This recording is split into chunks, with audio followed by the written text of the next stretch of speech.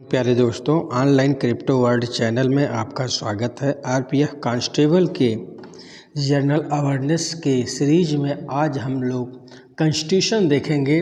जो कॉन्स्टिट्यूशन के महत्वपूर्ण तथ्य हैं उन पर चर्चा किया जाएगा। ये इस कॉन्स्टिट्यूशन के महत्वपूर्ण तथ्य का पार्ट 1 है। एक पार्ट 2 लेकर आएंगे। इस दोनों पार्ट 1 पार्ट 2 दोनों कंप्लीट आपका कॉन्स्टिट्यूशन का होगा, जो आपके परीक्षा की दृष्टि से बहुत ही महत्वपूर्ण है और ये सब परीक्षा में पूछे गए प्रश्न हैं। ठीक है, उन्हीं के लेकर हम लेकर आए हैं। अगर बच्चों आप इस चैनल पर नए आए हो प्लीज़ चैनल को सब्सक्राइब कर दीजिए, और अगर अभी आप पहली बार वीडियो देख रहे हैं, आप पूरी सीरीज को देखने के लिए चैनल सब्सक्राइब करने के बाद प्लेलिस्ट में जाएंगे। वहां आरपीएफ कांस्टेबल का फोल्डर बना हुआ है, वहां पे जाकर के आप क्रम वाइज सभी वीडियो को देख सकते हैं। चलो बच्चों, देर न करते हुए वीडियो को शुरू करते हैं। ये भारत का संवैधानिक विकास, ठीक है, भारत का कैसे संवैधानिक विकास हुआ। देखिए, ब्रिटिश भारत में गवर्नर जनरल को 1861 के भारतीय परिषद अधिनियम से ही विधान परिषद की अनुमति के बिना अध्यादेश जारी करने की शक्ति प्राप्त थे। 1892 के भारतीय परिषद अधिनियम के तहत बजट पर बहस करने की शक्ति दी गई, परंतु मतदान का अधिकार नहीं। 1909 के भारतीय परिषद अधिनियम के अनुसार मुसलमानों के लिए पृथक निर्वाचन की व्यवस्था किया गया। ये भारतीय परिषद जो अधिनियम है बहुत ही इम्पोर्टेंट है, इस पर देखिए। फिर देखिए, 1919 में भारत सरकार अधिनियम में यह व्यवस्था न केवल जारी रही बल्कि इसे सिखों, यूरोपियों, भारतीय ईसाइयों एवं आंग्ल भारतीयों के लिए भी विस्तारित किया गया। आगे देखिए, इस अधिनियम के द्वारा राज्यों में द्वैध शासन व्यवस्था की गई, डायरकी या डबल। ठीक है, भारत सरकार अधिनियम 1935 के अंतर्गत प्रांतों में द्वैध शासन व्यवस्था को समाप्त करके केंद्र में द्वैध शासन को लागू किया गया था। 1935 के भारत सरकार अधिनियम के द्वारा स्थापित होने वाले संघ में अवशिष्ट शक्तियां गवर्नर जनरल को प्रदान की गई थी। भारत में संघीय न्यायालय की स्थापना 1 अक्टूबर 1937 को भारत सरकार अधिनियम 1935 के अंतर्गत की गई। संघीय न्यायालय की स्थापना 1 अक्टूबर 1937 को भारत सरकार अधिनियम 1935 के अंतर्गत किया गया। इसके प्रथम मुख्य न्यायाधीश सर मैरियस गोयर्न थे। कौन थे? सर मैरियस गोयर्न थे। गवर्नमेंट ऑफ इंडिया एक्ट 1935 के प्रावधानों के अनुरूप 1937 में बर्मा, वर्तमान में म्यांमार को भारत से अलग कर दिया गया। आपसे पूछा जा सकता है कि म्यांमार कब अलग हुआ है, तो 1937 में। किस अधिनियम या किस एक्ट के अनुसार अलग हुआ है? गवर्नमेंट ऑफ इंडिया एक्ट 1935 के प्रावधानों के अनुरूप। देखिए, इनमें से बीएल मित्र के स्थान पर एन.ए. माधवराव तथा डीपी खेतान की 1948 में मृत्यु के बाद टी.टी. कृष्णमाचारी को इस समिति में शामिल किया गया था। भारत की संविधान सभा ने 22 जुलाई 1947 को भारत का राष्ट्रीय ध्वज स्वीकार किया। राष्ट्रीय ध्वज आपका क्या है? तिरंगा। तिरंगा को कब स्वीकार किया गया था आपको? 22 जुलाई 1947 को। तिरंगा में कितने रंग? 3। कितनी तीलियाँ? जो है आपको 24 तीलियाँ होती हैं। 3 रंग होते हैं। भारतीय संविधान निर्माण की मुख्य भूमिका निभाने वाले डॉक्टर B.R. अम्बेडकर मतलब भीमराव अम्बेडकर का जन्म 14 अप्रैल 1891 को तथा मृत्यु 6 दिसंबर 1956 को हुई थी। संविधान सभा ने 24 जनवरी 1950 को जनगणमन राष्ट्रगान के रूप में अपनाया था। राष्ट्रगान कौन लिखा था? रविंद्रनाथ टैगोर। ये देखिए, भारतीय संविधान सभा में कुल महिलाओं की संख्या कितनी थी? 15। संविधान सभा में जो है कुल महिलाओं की संख्या कितनी थी? 15। अब बच्चों, हम उद्देशिका का कुछ पॉइंट देते हैं, लिखते हैं, देखते हैं। इसकी प्रकृति न्याय योग्य नहीं है, जस्टिसएबल नहीं है। यद्यपि संविधान के विशिष्ट प्रावधानों को यह रद्द नहीं कर सकती। तथापि केशवानंद भारतीय मामले में सर्वोच्च न्यायालय के अनुसार संविधान की उद्देशिका का प्रयोग संविधान के अस्पष्ट क्षेत्रों की व्याख्या करने में किया जा सकता है। संविधान में हमारे राष्ट्र का उल्लेख दो नामों भारत तथा इंडिया के रूप में किया गया है। संविधान में दो नाम मेंशन है, एक भारत और दूसरा इंडिया।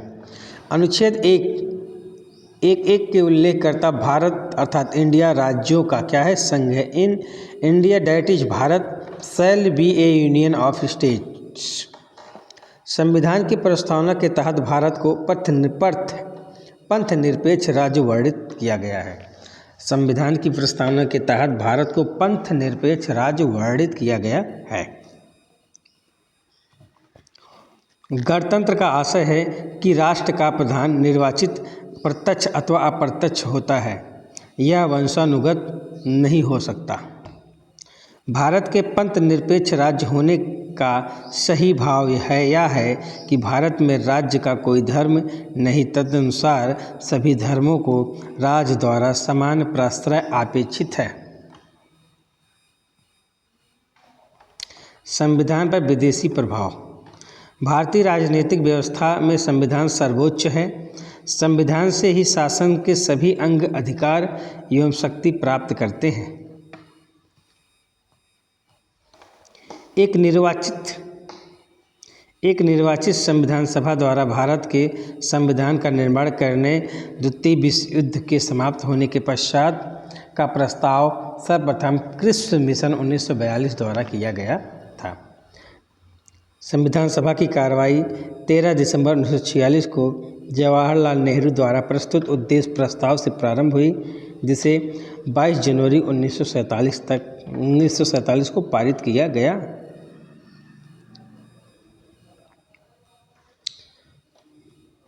उद्देश्य प्रस्ताव के आधार पर प्रस्तावना का प्रारूप बना है। 1946 में संपन्न संविधान सभा के प्रारंभिक चुनाव में डॉक्टर BR अम्बेडकर भीमराव अम्बेडकर अविभाजित भारत के बांग्ला प्रांत के पूर्वी भाग से निर्वाचित हुए थे। बाद में यह क्षेत्र पाकिस्तान में चले जाने के कारण डॉक्टर अम्बेडकर भारतीय गणराज्य के बम्बई प्रेसिडेंस के पूना संसदीय क्षेत्र से उपचुनाव में निर्वाचित होकर भारतीय संविधान सभा में सम्मिलित हुए। पूना सीट उनके लिए कांग्रेस के EMR जयकर ने त्यागपत्र देकर रिक्त की थी। भारतीय इतिहास में दो झंडा समितियों का विशेष उल्लेख है। नंबर 1, 2 अप्रैल 1931 को कांग्रेस के कराची अधिवेशन में गठित झंडा समिति, जिसके अध्यक्ष सरदार वल्लभ भाई पटेल थे, और एक तदार्थ झंडा समिति का गठन संविधान निर्मात्री परिषद ने 23 जून 1947 को किया था, जिसका अध्यक्ष डॉक्टर राजेंद्र प्रसाद थे। जिसके अध्यक्ष कौन थे? डॉक्टर राजेंद्र प्रसाद थे। भारतीय संविधान के निर्माण में संविधान सभा को 2 वर्ष 11 माह 18 दिन का समय लगा था। इस दौरान इसके कुल 11 अधिवेशन, कुल अवधि 165 दिन हुए थे। कुल अधिवेशन कितने हुए थे? 11। कुल अवधि कितने थे? 165। 11वें अधिवेशन के अंतिम दिन 26 नवंबर 1949 को संविधान को अंगीकृत किया गया। इन 11 अधिवेशनों के अतिरिक्त संविधान सभा पुनः 24 जनवरी 1950 को समवेत हुई थी, जबकि सदस्यों द्वारा भारतीय संविधान पर हस्ताक्षर किए गए थे।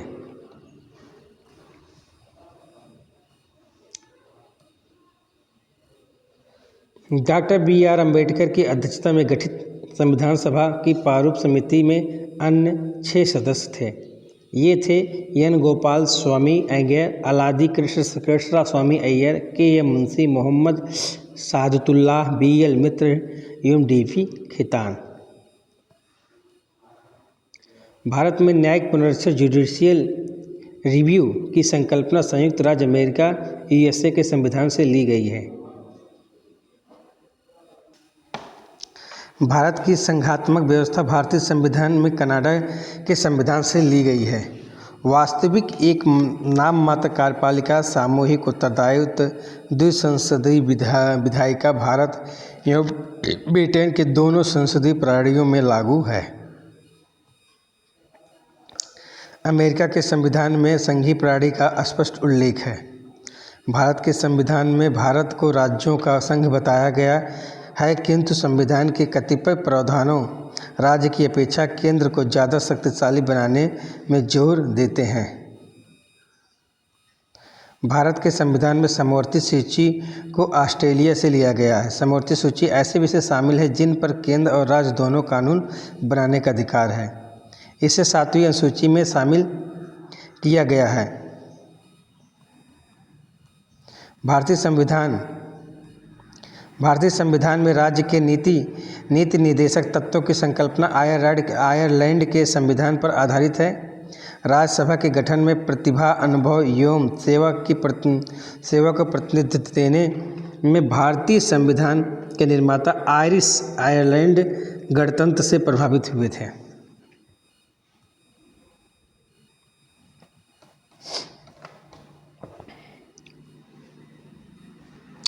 भारतीय संविधान में आपात उपबंध तथा संविधान संशोधन प्रक्रिया क्रमशः जर्मनी की वाइमर तथा दक्षिण अफ्रीका के संविधान से लिया गया था।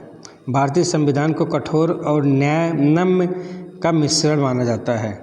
भारतीय संविधान विश्व का सबसे बृहत संविधान है।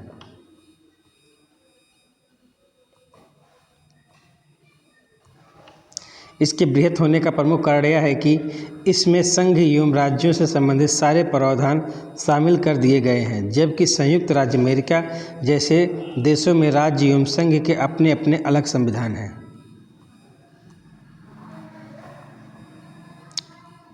संविधान में अनुच्छेद और अनुसूची। संविधान के मूल पाठ में 22 भाग, 395 अनुच्छेद और 8 अनुसूचियाँ थी। वर्तमान में इसका क्रमांक के अनुसार अनुच्छेद 395 ही है। वर्तमान 9 दिसंबर 2020 की स्थिति के अनुसार गणना की दृष्टि से अनुच्छेदों की संख्या 465 पहुंच गई है तथा अनुसूचियाँ जोड़ी गई हैं और उनकी संख्या 8 से बढ़कर 12 हो गई है।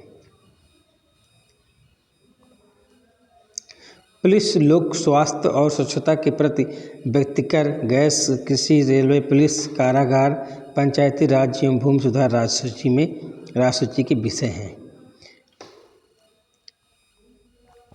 रेडियो, टेलीविज़न, शेयर बाजार, डाकघर, बचत बैंक, जनगणना, बैंकिंग, बीमा, रक्षा, रेलवे एवं नियम कर संघ सूची के विषय हैं। आर्थिक योजना, आपराधिक मामले, जनसंख्या नियंत्रण, परिवार नियोजन, शिक्षा, वन, दंड प्रक्रिया, विवाह विच्छेद, तलाक एवं गोद लेना समवर्ती सूची का विषय है। संविधान की 7वीं अनुसूची में दल बदल विरोधी कानून विषयक प्रावधान है। यह अनुसूची 52वें संविधान संशोधन 1985 द्वारा जोड़ी गई थी। 10वीं अनुसूची में 51वें संविधान संशोधन 2003 द्वारा संशोधन करके जोड़ी गई। इस संशोधन का उद्देश्य दल बदल पर रोक लगाने के साथ साथ केंद्र एवं राज्यों में मंत्रिपरिषद के आकार को निर्धारित करना था। संविधान का दूसरा भाग नागरिकता से, तीसरा भाग मौलिक अधिकारों से, चौथा भाग नीति निर्देशक तत्वों से और चौथा ये भाग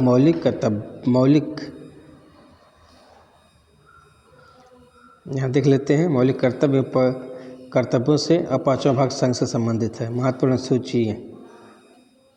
पहली अनुसूची राज्य एवं संघ के राज क्षेत्रों के बारे में उपबंध है। दूसरी अनुसूची संवैधानिक प्राधिकारों के वेतन के बारे में उपबंध है। तीसरी अनुसूची शपथ का प्रारूप है। चौथी अनुसूची राज्यसभा में स्थान के आवंटन के लिए है। पाँचवीं अनुसूची SC/ST अनुसूचित क्षेत्र तथा अनुसूचित जनजातियों के प्रशासन का नियंत्रण के बारे में उपबंध है। छठवीं अनुसूची असम, मेघालय, त्रिपुरा और मिजोरम राज्यों में जनजातीय क्षेत्रों के प्रशासन का प्रावधान है। सातवीं अनुसूची संघ एवं राज्य एवं समवर्ती सूची क्या है। आठवीं सूची भाषा। नवीं सूची भूमि सुधार। 10वीं सूची दल परिवर्तन। 11वीं सूची पंचायत। अब 12वीं सूची नगर पालिका। राष्ट्रीय प्रतीक। भारत शासन द्वारा राजकीय चिन्ह को 26 जनवरी 1950 को अंगीकृत किया गया। भारतीय राष्ट्रीय ध्वज में सफ़ेद पट्टी के बीच में नीला रंग का चक्र है, जिसका प्रारूप सारनाथ में अशोक के सिंह स्तंभ पर बने चक्र से लिया गया है। इसमें 24 तीलियां हैं।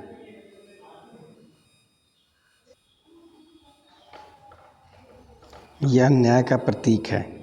उत्तर प्रदेश शासन के विभिन्न प्रतीक इस प्रकार हैं। राज की पुष्प पलाश, राज की वृक्ष अशोक, राज की पक्षी सारस या क्रौच, राज की पशु क्या है? बारहसिंघा। वरीयता का अनुक्रम। भारत के मुख्य न्यायाधीश से ऊपर वरीयता का क्रमशः इस प्रकार है। राष्ट्रपति, उपराष्ट्रपति, प्रधानमंत्री, राज्यों के राज्यपाल अपने राज्य में, भूतपूर्व राष्ट्रपति तथा उप प्रधानमंत्री, भारत का मुख्य न्यायाधीश एवं लोकसभा का अध्यक्ष वरीयता क्रम में समकक्ष हैं। भारत सरकार में सबसे ऊंचे पद पर सिविलियन अधिकारी मंत्रिमंडल के सचिव होते हैं। वह देश का वरिष्ठतम लोक सेवक होता है। नागरिकता।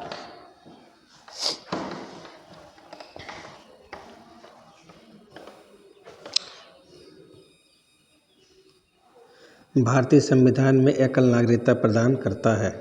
नागरिकता भारतीय संविधान के भाग 2 में अनुच्छेद 5 से 11 तक में वर्णित है। भारतीय संविधान के अनुच्छेद 11 में यह स्पष्ट किया गया है कि संसद को नागरिकता के बारे में विधि बनाने की संपूर्ण शक्ति होगी। संसद ने नागरिकता अधिनियम 1955 अधिनियमित किया, जिसमें नागरिकता के अर्जन और समाप्ति के बारे में विस्तार से उपबंध किया गया है। 10 जनवरी 2020 से नागरिकता संशोधन अधिनियम 2019 लागू हुआ है। यह अधिनियम अफगानिस्तान, पाकिस्तान और बांग्लादेश के हिंदू, सिख, बौद्ध, जैन, फारसी और ईसाई धर्म के अवैध प्रवासियों को नागरिकता देने का प्रावधान करता है। इस अधिनियम द्वारा उन्हीं को नागरिकता देने का प्रावधान है जिन्होंने 31 दिसंबर 2014 या उससे पहले भारत में प्रवेश किया है। यह अधिनियम संविधान को 6वीं अनुसूची में शामिल असम, त्रिपुरा, मेघालय और मिजोरम के आदिवासियों के क्षेत्रों पर लागू नहीं होता है। यह अधिनियम बंगाल के ईस्टर्न फ्रंटियर रेगुलेशन के 1873 के तहत अधिसूचित इनर लाइन में आने वाले क्षेत्रों में भी लागू नहीं होता। मूल अधिकार। मौलिक अधिकार वाद योग्य है और नीति निर्देशक तत्व अवाद योग्य है। वाद योग्य मौलिक अधिकार, अवाद योग्य नीति निर्देशक तत्व। मौलिक अधिकार नैसर्गिक एवं अप्रतिदेय अधिकार है जो राज्य कृत्य के विरुद्ध एक गारंटी के रूप में है। अनुच्छेद 358 में आपातकाल के दौरान, अनुच्छेद 19 के उपबंधों को निलंबन और 359 में आपातकाल के दौरान भाग 3 के प्रदत्त अधिकारों को परिवर्तन में निलंबन। भारतीय संविधान के भाग 3 में अनुच्छेद 12 से 35 तक मौलिक अधिकारों का वर्णन किया गया है। वर्तमान में कुल 6 मौलिक अधिकार प्रदान किए गए हैं। संविधान के अनुच्छेद 13 में यह प्रावधान है कि संघ एवं राज्य कोई ऐसी विधि नहीं बनाएगा जो भाग 3 में प्रदत्त मौलिक अधिकारों को छीनता या न्यून करता है। यदि कोई विधि मौलिक अधिकारों के उल्लंघन में बनाई गई तो वह कानून उल्लंघन सीमा तक शून्य होगी। संविधान के अनुच्छेद 20(2) के अनुसार किसी व्यक्ति को एक ही अपराध के लिए एक बार से अधिक अभियोजित या दंडित नहीं किया जा सकता है।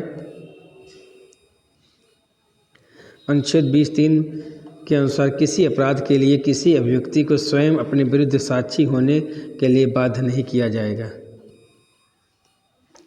संविधान के अनुच्छेद 22 में कुछ दशाओं में गिरफ्तारी और निरोध के संरक्षण प्रदान किया गया है। अनुच्छेद 23 में मानव के दुर्व्यवहार या बाल श्रम के प्रतिषेध है।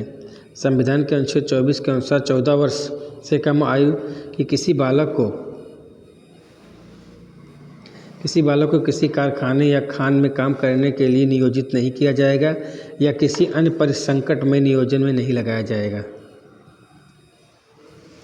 भारतीय संविधान के अनुच्छेद 25 के प्रयोजनों के लिए हिंदू शब्द के अंतर्गत बौद्ध, जैन, सिख शामिल है।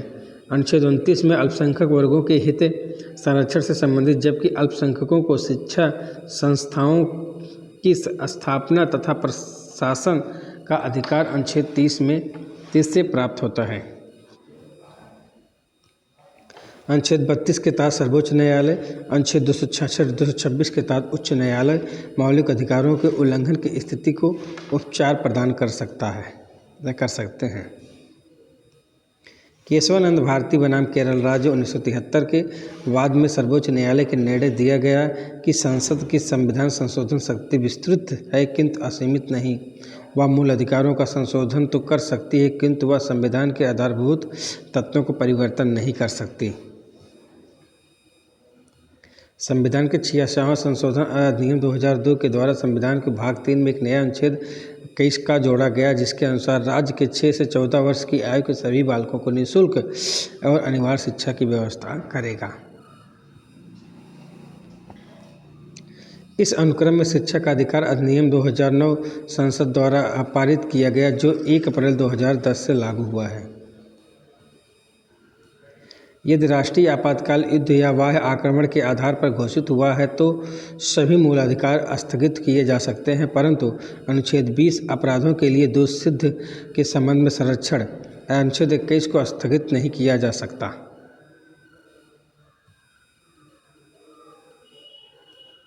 दूसरी ओर यदि सशस्त्र विद्रोह के कारण आपातकाल घोषित हुआ है तो अनुच्छेद 20 एवं 21 के साथ अनुच्छेद 19 वाक स्वतंत्र के विषय के कुछ अधिकारों को संरक्षण में भी जीवित रहता है।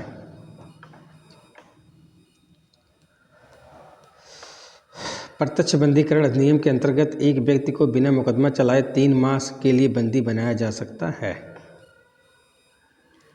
राज्य के नीति निर्देशक तत्व। भारतीय संविधान के अनुच्छेद 51 के अंतर्गत राज्य के नीति निर्देशक तत्वों में अंतर्राष्ट्रीय शांति और सुरक्षा का अभिवृद्धि का उल्लेख है। राज्य के नीति निर्देशकता सिद्धांत मौलिक अधिकारों से भिन्न है, क्योंकि निर्देशक सिद्धांत परिवर्तनीय नहीं है, जबकि मौलिक अधिकार न्यायालय द्वारा परिवर्तनीय है। क्या है? न्यायालय द्वारा परिवर्तनीय है। के.टी. शाह ने कहा था कि राज्य के नीति निर्देशक सिद्धांत एक ऐसा चेक है जो बैंक की सुविधानुसार अदा किया जा सकता है। मूल कर्तव्यों को स्वर्ण सिंह समिति को संस्तुति पर संविधान में जोड़ा गया। राष्ट्रपति। अनुच्छेद 53(1) के अनुसार संघ की कार्यपालिका शक्ति राष्ट्रपति में निहित होगी, जिसका प्रयोग वह इस संविधान के अनुसार स्वयं या अपने अधीनस्थ अधिकारियों के द्वारा करेगा। इस प्रकार भारतीय संघ का कार्यपालिका प्रमुख राष्ट्रपति होता है। संविधान के अनुच्छेद 53(2) के अधीन संघ के रक्षा बलों की सर्वोच्च समादेश राष्ट्रपति में निहित होता है। राष्ट्रपति का निर्वाचन अप्रत्यक्ष रूप से होता है। अनुच्छेद 56(1) के अनुसार राष्ट्रपति अपने पद का ग्रहण करने के दिन से 5 वर्ष की अवधि तक पद धारण कर सकता है। अनुच्छेद 56(1) के अनुसार भारत का राष्ट्रपति अपना त्यागपत्र उपराष्ट्रपति को संबोधित कर देता है। उपराष्ट्रपति इसकी सूचना लोकसभा अध्यक्ष को तुरंत देता है। अनुच्छेद 56(2) के तहत अनुच्छेद 56 के खंड 1 उपखंड ख के अनुसार संविधान के अतिक्रमण करने पर राष्ट्रपति अनुच्छेद 61 के उपबंधित अनुच्छेद 61 राष्ट्रपति महाभियोग चलाने की प्रक्रिया रीत से संसद द्वारा चलाए गए महाभियोग के माध्यम से पद से हटाया जा सकता है। भारतीय संविधान अनुच्छेद 57 में राष्ट्रपति के पद को पुनः निर्वाचन करने के लिए पात्रता निर्धारित करता है। राष्ट्रपति पद के लिए निर्वाचित होने के लिए अनुच्छेद 58 के अनुसार निम्नलिखित योग्यताएं होनी चाहिए। वह भारत का नागरिक हो, 35 वर्ष की आयु पूरा कर चुका हो, लोकसभा के सदस्य से निर्वाचित होने वाली योग्यता रखता हो। अनुच्छेद 61 के तहत उल्लेखित महाभियोग एक अर्ध न्यायिक प्रक्रिया है जो संसद में चलाई जाती है। अनुच्छेद 61 में महाभियोग एक अर्ध न्यायिक प्रक्रिया है जो संसद में चलाई जाती है। राष्ट्रपति या उपराष्ट्रपति के निर्वाचन से उत्पन्न या सशक्त सभी विवादों की जांच या विनिश्चय उच्चतम न्यायालय द्वारा किया जाता है। अनुच्छेद 71 में भारतीय संविधान के अनुच्छेद 72 के अंतर्गत राष्ट्रपति को क्षमादान की शक्ति प्राप्त है। अनुच्छेद 110 में धन विधेयक को परिभाषित किया गया है। भारतीय संविधान के अनुच्छेद 111 के अंतर्गत यह प्रावधान किया गया कि राष्ट्रपति संसद के दोनों सदनों में पारित विधेयक को स्वीकृति प्रदान करके अपनी स्वीकृति रोक लेगा अथवा विधेयक धन विधेयक के अतिरिक्त को पुनः विचार हेतु संसद को लौटा सकेगा। अनुच्छेद 111 के तहत संसद दोनों सदनों में द्वारा पारित विधेयक राष्ट्रपति को स्वीकृति के बाद ही कानून का रूप लेता है। अनुच्छेद 112 में वार्षिक वित्तीय विवरण बजट का प्रावधान है। उल्लेखनीय है कि संविधान में बजट शब्द का उल्लेख नहीं है। अनुच्छेद 118 के 4 के तहत दोनों सदनों में संयुक्त बैठक की अध्यक्षता लोकसभा का अध्यक्ष द्वारा की जा सकती है। भारत का राष्ट्रीय संसद एक संगठन भाग है। वह प्रत्येक वर्ष दोनों सदनों को संयुक्त बैठक को संबोधित करता है। वह संविधान के अनुच्छेद 123 के तहत विशेष परिस्थितियों में अध्यादेश जारी कर सकता है, परंतु वह दोनों सदनों में चर्चा का भाग नहीं लेता। अनुच्छेद 123(2) के अनुसार राष्ट्रपति द्वारा जारी अध्यादेश को संसद के सत्र शुरू होने के बाद 6 सप्ताह के अंदर अनुमोदित होना चाहिए। संविधान के अनुच्छेद 160 के तहत राष्ट्रपति आकस्मिक या असाधारण परिस्थितियों में राज्यपाल के कृत्यों के निर्वहन हेतु उपबंध कर सकता है। संघ वित्त आयोग, राष्ट्रीय अनुसूचित जाति आयोग, राष्ट्र अध्यक्ष नियंत्रक एवं महालेखा परीक्षक नियुक्ति राष्ट्रपति द्वारा की जाती है। भारत का राष्ट्रपति नाम मात्र प्रमुख होता है, जबकि अमेरिका का राष्ट्रपति वास्तविक प्रमुख होता है। यह संजीव रेड्डी सर्वसम्मत निर्विरोध भारत के राष्ट्रपति चुने जाने वाले एकमात्र व्यक्ति थे। भारत के राष्ट्रपतियों का कार्यकाल इस प्रकार है। भारत का प्रथम राष्ट्रपति डॉक्टर राजेंद्र प्रसाद 1950 से 1962 तक लिए थे। सर्वपल्ली राधाकृष्णन 1962 से 1967, डॉक्टर जाकिर हुसैन 1967 से 1969, बीबी गिरी 1969 से 1974,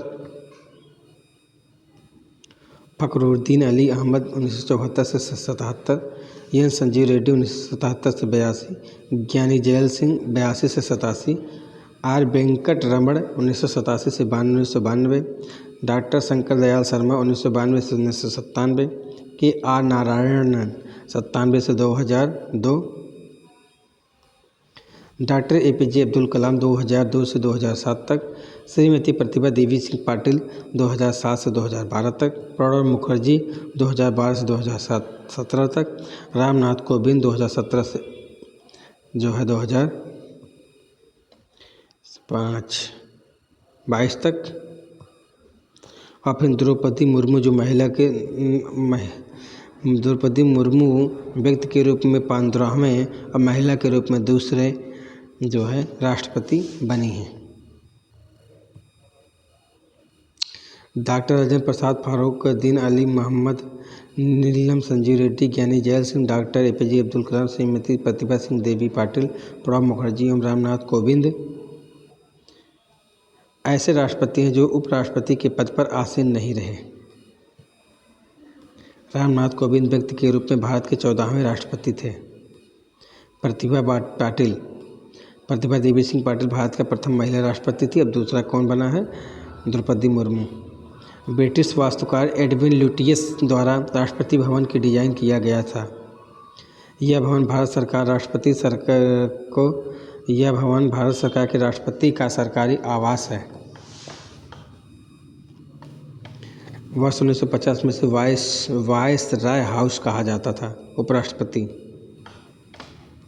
संविधान के अनुच्छेद 66(1) के तहत उपराष्ट्रपति का निर्वाचन संसद के दोनों सदनों के सदस्यों से मिलकर बनने वाले निर्वाचक गण के सदस्यों द्वारा अनुपातिक प्रतिनिधि पद्धति के अनुसार एकल संक्रमणीय मत द्वारा होता है।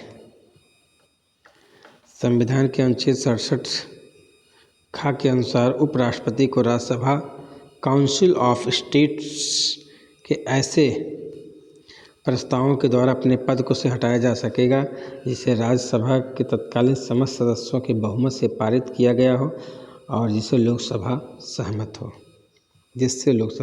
हो। भारत के उपराष्ट्रपति का कार्यकाल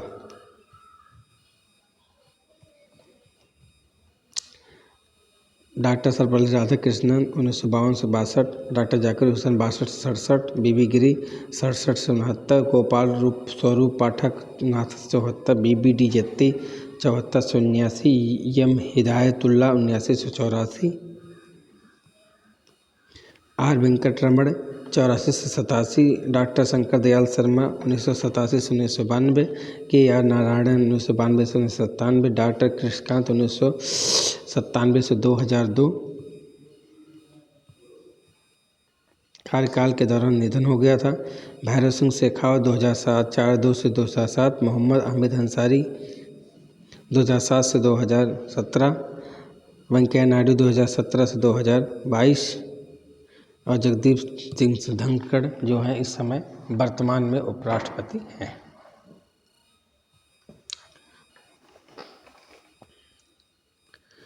केंद्रीय मंत्रिपरिषद भारत के संविधान के अनुच्छेद 74 में स्पष्ट उल्लेख है कि राष्ट्रपति की सहायता और सलाह देने के लिए एक मंत्रिपरिषद होगी जिसका प्रधान प्रधानमंत्री होगा। जिसका प्रधान कौन होगा? प्रधानमंत्री होगा। भारत का प्रधानमंत्री मंत्रिपरिषद का प्रधान होता है। वैज्ञानिक एवं औद्योगिक अनुसंधान परिषद का अध्यक्ष भारत का प्रधानमंत्री होता है। राष्ट्रीय सुरक्षा समिति का प्रधान एवं अध्यक्ष प्रधानमंत्री होता है। उप प्रधानमंत्री पद का उल्लेख संविधान में नहीं है। मंत्रिमंडल का सदस्य निम्न सदन लोकसभा के साथ साथ उस सदन राज्यसभा में का भी हो सकता है। स्वतंत्र भारत के प्रथम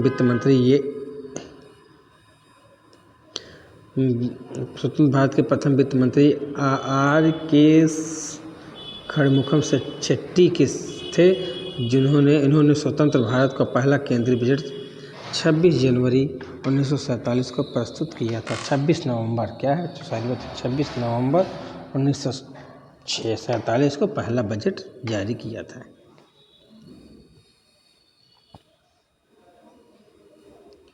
संविधान के मंत्रिमंडल शब्द का प्रयोग केवल अनुच्छेद 352 के खंड 3 में किया गया है। 24 जुलाई 1991 को तत्कालीन प्रधानमंत्री नरसिंह राव ने नई औद्योगिक नीति की घोषणा की थी।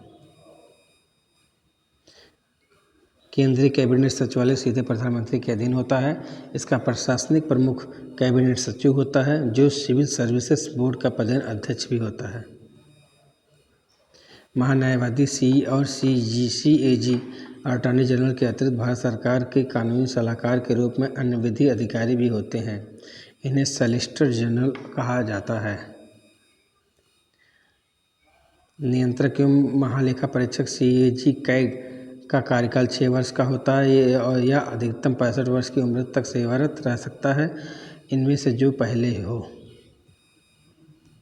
सीएजी को राष्ट्रपति पदयुक्त नहीं कर सकता, बल्कि उसे रीत से और उन्हीं आधारों पर हटाया जा सकता है जिन आधारों पर उच्चतम न्यायालय के न्यायाधीशों को हटाया जा सकता है। संसद अनुच्छेद 69 के अनुसार भारतीय संसद राष्ट्रपति और 2 सदनों अर्थात लोकसभा और राज्यसभा से मिलकर बनती है।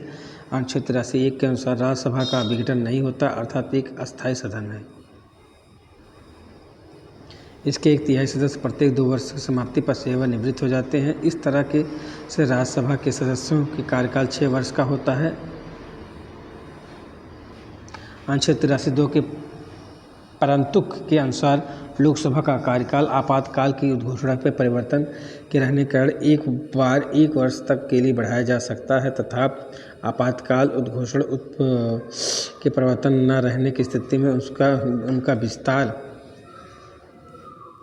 किसी भी दशा में 6 माह की अवधि से अधिक नहीं होगा।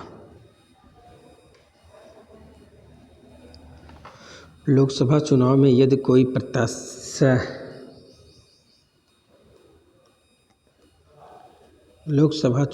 यदि कोई प्रत्याशी वैध मतों का 1/6 भाग प्राप्त नहीं कर पाता तब उस उम्मीदवार का जमानत राशि जब्त हो जाती है, अर्थात वह अपनी जमानत खो बैठता है। लोकसभा जनता की सभा है। इस सदस्य जनता द्वारा प्रत्यक्ष निर्वाचन से चुने जाते हैं। अनुच्छेद 85(1) के अनुसार लोकसभा के एक सत्र की अंतिम बैठक और आगामी सत्र की प्रथम बैठक के बीच 6 माह से अधिक अंतर नहीं होगा। इस प्रकार लोकसभा कम से कम वर्ष में 2 बार सत्र बुलाए जा सकते हैं। अनुच्छेद 85(2) ख के अनुसार लोकसभा का कार्यकाल पूरा होने से पहले भंग किया जा सकता है। ऐसा प्रधानमंत्री मंत्रिपरिषद की सिफारिश पर राष्ट्रपति द्वारा किया जाता है। संविधान अनुच्छेद 93 में उपबंधित किया गया लोकसभा तथा शीघ्र अब अपने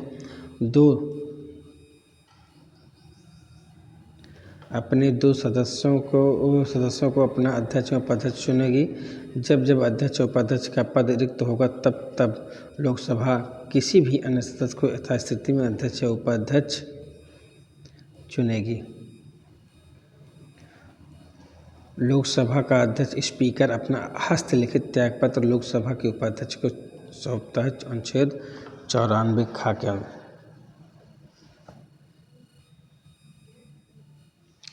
लोकसभा के अध्यक्ष एवं उपाध्यक्ष का चयन मतदान पद्धति उपस्थित संसद के सदस्यों से होता है। अनुच्छेद 103 के अनुसार लोकसभा या राज्यसभा का क्वोरम कुल सदस्यों का 1/10 भाग होता है। मुख्य विपक्षी दल की मान्यता हेतु यह भी सदस्य संख्या आवश्यक है। लोकसभा की बैठक स्थगन, सत्रावसान या विघटन द्वारा समाप्त किया जा सकता है। लोकसभा के सत्रावसान विघटन अनुच्छेद 85(2) के अनुसार राष्ट्रपति द्वारा करता है। कोई विधेयक धन विधेयक है या नहीं, इसका निश्चय संविधान के अनुच्छेद 110(3) के अनुसार लोकसभा अध्यक्ष द्वारा किया जाता है और उसका निश्चय अंतिम होता है। संचित निधि पर भारित व्यय पर केवल चर्चा होता है, मतदान नहीं।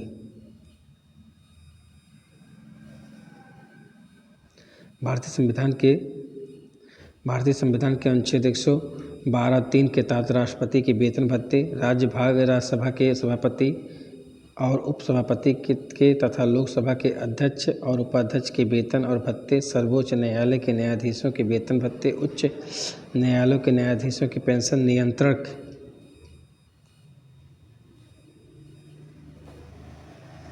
महालेखा परीक्षक के वेतन भत्ते, संघ लोक सेवा आयोग के अध्यक्ष एवं संसद सदस्यों के वेतन भत्ते आदि भारत की संचित निधि पर भारित व्यय है। भारत की संचित निधि निकालने के लिए संसद का अनुमोदन अनिवार्य है। संचित निधि से निधि निकालने हेतु संविधान अनुच्छेद 114 के तहत संसद द्वारा विनियोग विधेयक पारित किया जा सकेगा। प्रमुख राज्यों की लोकसभा सीटें इस प्रकार हैं। उत्तर प्रदेश में 80, महाराष्ट्र में 48, पश्चिम बंगाल 42, बिहार में 40, तमिलनाडु में 39, मध्य प्रदेश में 29 और कर्नाटक में 28, गुजरात में 26, राजस्थान में 25, आंध्र प्रदेश में 25, केरल में 20, उड़ीसा में 21, तेलंगाना में 17, असम में 14, झारखंड में 14, पंजाब में 13। तो बच्चों आज यहीं तक का ये वीडियो आज यहीं तक का संविधान आपका जो है कॉन्स्टिट्यूशन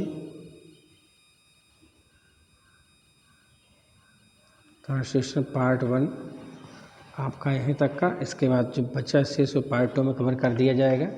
आप इस वीडियो को आराम से अस्थिर से देखिए, एक तथ्य को पढ़िए, समझिए, और ये आपकी परीक्षा की दृष्टि से बहुत ही महत्वपूर्ण है। इसमें जान लीजिए आपके महत्वपूर्ण तथ्यों को लेकर इसमें शामिल हुआ है, जो आपकी परीक्षा की दृष्टि से बहुत ही महत्वपूर्ण है। तो बच्चों पूरा वीडियो देखिए, और पूरा वीडियो देखने के लिए और सीरीज़ देखने के लिए प्लेलिस्ट में जाइए, आप पूरा देख सकते हैं। आज यहीं तक का बच्चों, धन्यवाद।